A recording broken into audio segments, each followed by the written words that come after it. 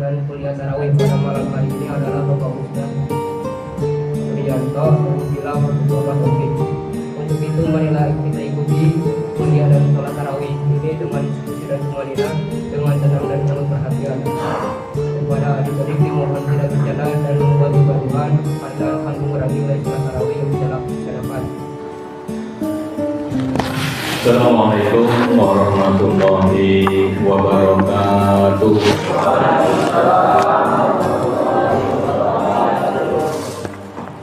Alhamdulillah, alhamdulillahilladzi bi ni'matil iman wal islam. Asyhadu an la ilaha illallah wahdahu la syarika lah wa asyhadu anna Muhammadan abduhu wa rasuluhu la nabiyya ba'dahu. Masyaallah muslimin jamaah sholat isya dan sholat tarawih Masjid Darussalam yang sama-sama mengharapkan ridhonya Allah Subhanahu wa Ta'ala. Puji syukur kita panjatkan pada malam hari ini kita diberikan kemampuan untuk melaksanakan sholat isya berjamaah untuk menuntaskan ibadah Ramadan kita, siang kita di hari yang ke berapa nih Bu ya? 10 atau 11? Atau 12? Ya 11, alhamdulillah. 10 hari berlalu di bulan Ramadan, tentunya dengan segala perasaan kehikmatan kita di dalam melaksanakannya. Bapak-bapak, ibu yang dirahmati Allah Subhanahu wa Ta'ala, salawat dan salam tentunya senantiasa kita sanjungkan untuk manusia agung, uswah hasanah yang senantiasa menjadi suri tauladan kita. Dengan bersalawat kepadanya sebagaimana perintah Allah Subhanahu wa Ta'ala. Innallaha wa malaikatahu yusholluna 'alan nabi. Ya ayyuhalladzina amanu shollu alaihi wa sallimu taslima. Semoga dengan salawat tersebut telah di yaumil akhir kita mendapatkan syafaat dari baginda Rasulullah SAW. Amin ya rabbal alamin. Hadirin yang berbahagia, kalau Ustadz lihat dari atas ini jamaah Bagus Salam, alhamdulillah masih luber ya, sampai dinding yang paling belakang ya. Ini berbeda dengan jamaah-jamaah di masjid yang lain. Semakin hari semakin mengalami kemajuan softnya ya. Kalau saya tengok di sebelah kiri, ibu-ibu juga masih sangat bersemangat ya. Bu, ibu masih semangat Bu menjalani Ramadan? Alhamdulillah. Jamaah yang dirahmati Allah Subhanahu wa Ta'ala, pada malam hari ini kami hendak menyajikan sebuah hadis yang mana berisi tentang wasiat Rasulullah SAW kepada sahabatnya, yaitu kepada sahabat Abu Dzar Al-Ghifari ya. Rasulullah berpesan, ya Abu Dzar, jadidil safinata fa innal bahra amin wa haqifil himla fa innal aqabata kaud wa aksiriz zada fa inna safari tawilan wa ikhlasil amal fa inna nakida basiro.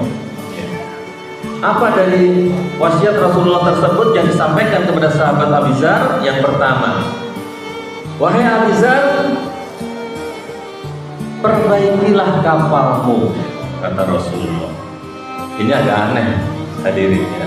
Di Arab itu kan tidak ada laut, tidak ada sungai, adanya padang pasir ya. Tetapi Rasulullah berpesan dengan menggunakan majas berupa kapal. Wahai Abu Dzar, perbaikilah kapalmu, karena lautan itu sangat dalam, kata Rasulullah. Kemudian yang kedua, wahai Abu Dzar, ya, ringankanlah bebanmu, karena pendakian itu sangat berat. Wasiat yang kedua. Yang ketiga, wahai Abi Dzar, perbanyaklah bekalmu karena perjalanan itu sangat panjang. Dan yang keempat, pesan beliau adalah, wahai Abi Dzar, ikhlaskanlah amalmu ya. Karena yang maha menilai itu maha melihat. Hadirin jamaah rahimahumullah. Ini adalah pesan Rasulullah kepada sahabatnya Abi Dzar dengan menggunakan majas atau perumpamaan. Lautan adalah bagaikan kehidupan yang hari ini kita berada di dalamnya. Setidaknya ada 4 alam yang kita akan lalui, ya. 2 sudah, ya. Alam rahim, kandungan, alam dunia. Sebentar lagi kita akan memasuki alam kubur. Kemudian kita alam akhirat. Betapa panjangnya perjalanan ruh kita, ya. Kalau hari ini kita mengenang Nabi Adam sejak diciptakan sampai hari ini masih menunggu di sana. Dan sahabat yang lain dan penduduk bumi yang lainnya. Hidup ini serasa sangat sebentar kalau kita bayangkan bagaimana nasib orang-orang sebelum kita. Ya, betapa panjangnya perjalanan ini. Oleh sebab itu, Imam An-Nawawi Al-Bantani di dalam kitab Masyhur mengatakan bahwa yang dimaksud dengan perahu ini adalah niat dan amal kita. Mari kita perbaiki niat kita dan amalan-amalan kita. Dan tentu lagi ketika hari ini Allah Subhanahu wa Ta'ala memberikan kita nikmat, ya, berupa kita hidup di dalam bulan Ramadan. Ustaz yakin 10 hari kemarin sudah dijelaskan dalil-dalilnya, ya, tentang mangkoma dan lain sebagainya. Sehingga kita hari ini masih sangat bersemangat untuk duduk, diam, zikir, tolakul ilmi, silaturahmi, dan nanti kiamat. Betapa Allah sangat murah sekali kepada kita semua. Coba pertanyaannya, siapa tadi yang dari rumah, ya, berwudu kemudian berniat pergi ke masjid? Setidaknya ada 4 hal yang bisa dilakukan, yang tidak bisa diperoleh oleh kaum muslim yang lain yang tidak berada di masjid atau musola. Pertama, tadi niat dari rumah. Begitu sampai di masjid Musola, buka pintu, langsung berniat. Nawaitu i'tikaf di hadzal masjid lillahi ta'ala. Satu kebaikan.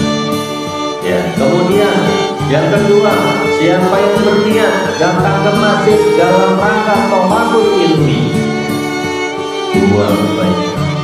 Yang ketiga, siapa yang tadi dari rumah berniat datang ke masjid sekaligus silaturahmi. Makanya datang ke masjid bukan datang diam duduk, tengok kanan, assalamualaikum, gimana kabarnya Pak, gimana kabarnya Mas, ya.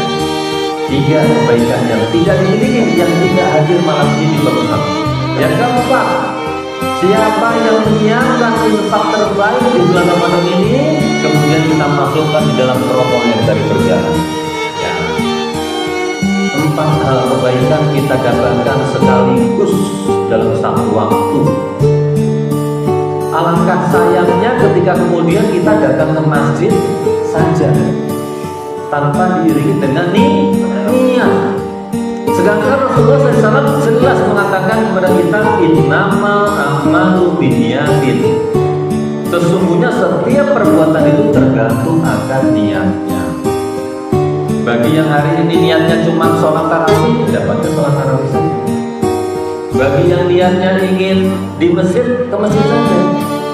Tetapi kita sebagai muslim, ya, dengan segala macam pengetahuan yang kita miliki, keimanan, ya, menyinggung kembali kemarin barangkali sudah dijelaskan. Man shoma Ramadana imanan wa ihtisaban.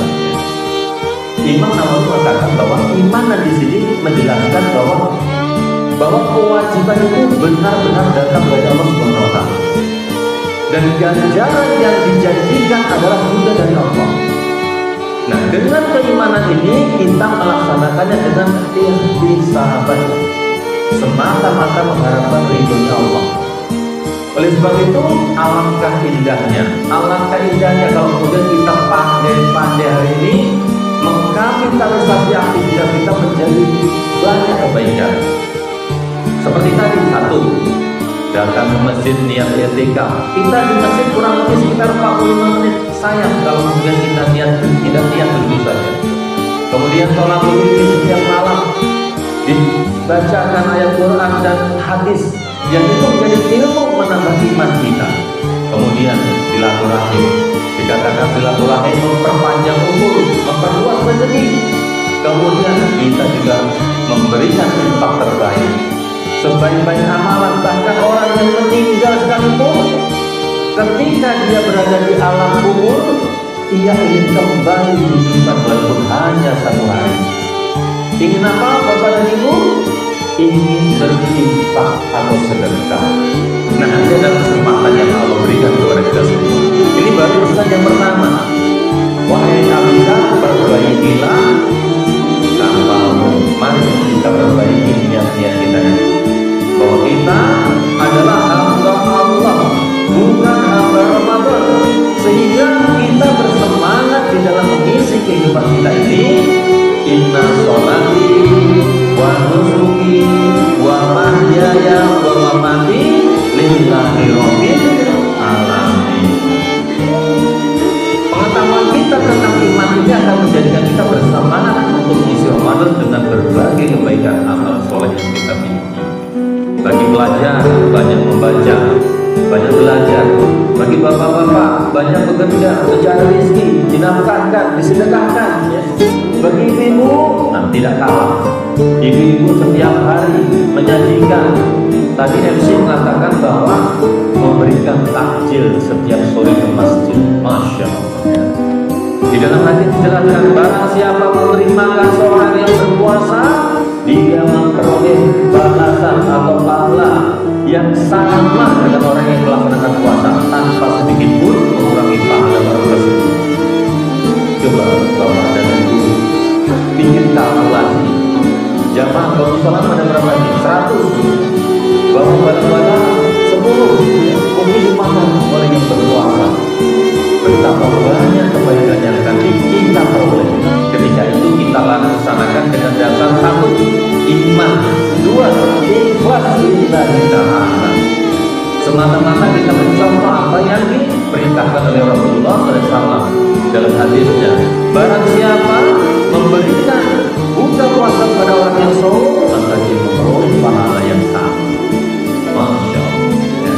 Oleh sebab itu sangatlah rugi dan betul apa yang dikatakan oleh Rasulullah, sungguh celaka orang yang menjumpai Ramadan kemudian dia tidak diampuni dosanya, karena pada hari ini Allah SWT membuka begitu luas setiap malam pengampunannya kepada hambanya yang datang.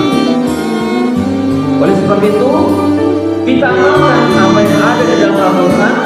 Wa idza sa'alaka ibadi anni fa inni qarib. Siapa yang mau datang kepada Allah, maka Allah itu sesungguhnya dekat.